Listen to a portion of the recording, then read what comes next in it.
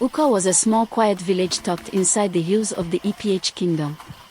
Life there was simple, people farmed, fetched water, sat together every evening to gist, and everybody knew everybody. If anything happened in the village today, by tomorrow morning everybody don't hear the matter. But for some months, fear began to cover the village like harmattan. Young women were dying mysteriously, one after the other. Nobody understood what was killing them. The only thing all the dead women had in common were strange marks on their necks, two small holes like snake bite. But the strange thing be say, nobody ever saw any snake around the victims. It was as if the deaths were happening in secret. The village chief, Chief Obi, sent hunters into the forest to look for the snake, but they came back with nothing. The deaths continued. Mothers warned their daughters not to move around at night, and even daytime became scary. The once lively village turned quiet. But there was one person who no send all the fear, Chima. If you asked any woman in Uka who the finest man in the village was, their answer would surely be Chima. He was tall, strong, dark-skinned with shining eyes, and his smile alone could make a woman forget her name. He was a builder, and his body was proof of his hard work. Women loved him. Girls at the well would blush when he passed. Women at the market would pretend to be busy but still sneak a look at him. And Chima knew he was handsome. He carried himself with confidence, always searching for his next catch. But behind that fine face and sweet mouth, Chima hid a deadly secret. Any woman he fancied, he would slowly charm her until she agreed to follow him to his hut at the edge of the village. Under the moonlight, he would treat her gently, make her feel special until he asked a strange question. Do you know the difference between a manhood and a snake? Before she could answer, he would whistle softly, an eerie sound that filled the hut. And then something terrifying would happen. A black snake would crawl out from inside his trousers. The women always froze. Before they could scream, the snake would coil around them and bite their neck. 2 marks.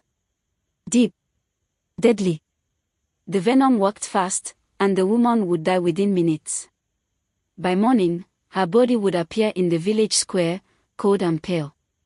Nobody ever suspected Chima. He was too handsome, too charming, too perfect.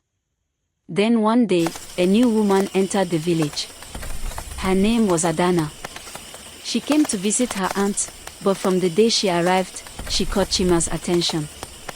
But unlike the other women, Adana wasn't moved by his looks. She didn't blush. She didn't giggle. She didn't try to impress him. She simply minded her business. And that alone made Chima obsessed. He had never met a woman who didn't fall for him. He tried talking to her, offering help, showing off, but Adana remained calm and distant. The more she ignored him, the more he wanted her. One evening, he finally blocked her on the path to her aunt's farm, trying to impress her again.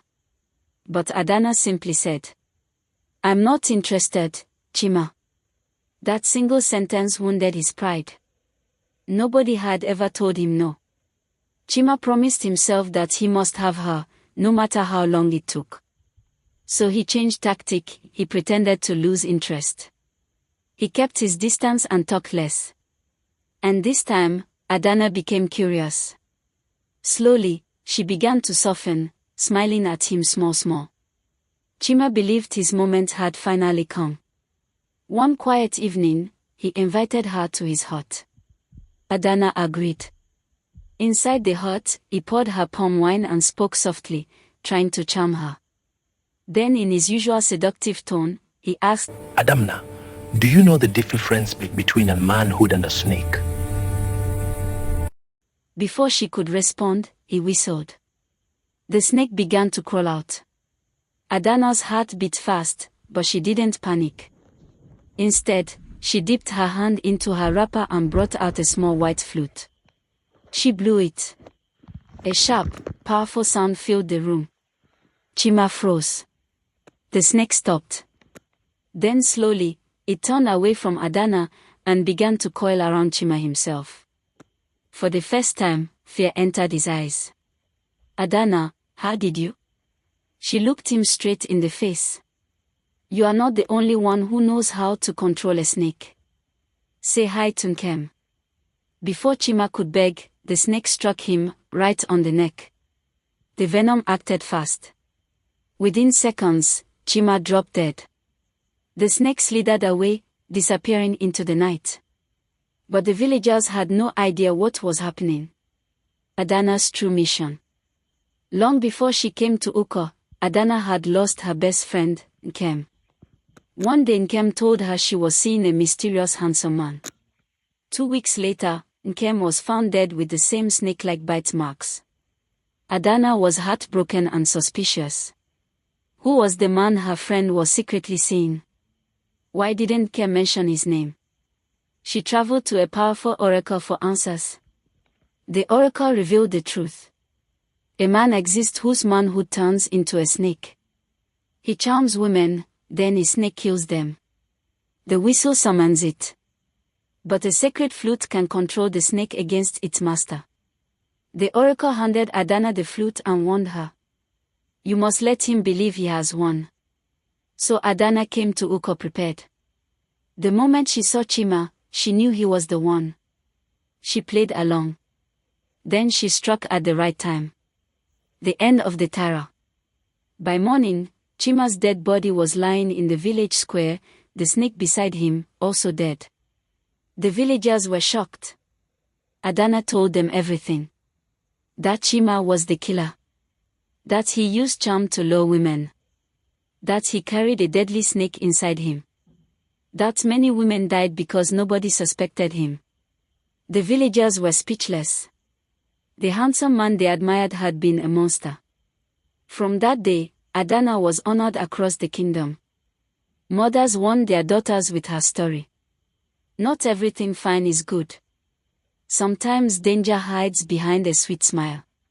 Uko became peaceful again. Women were safe. Life moved on. And Chima's name faded into history, remembered only as a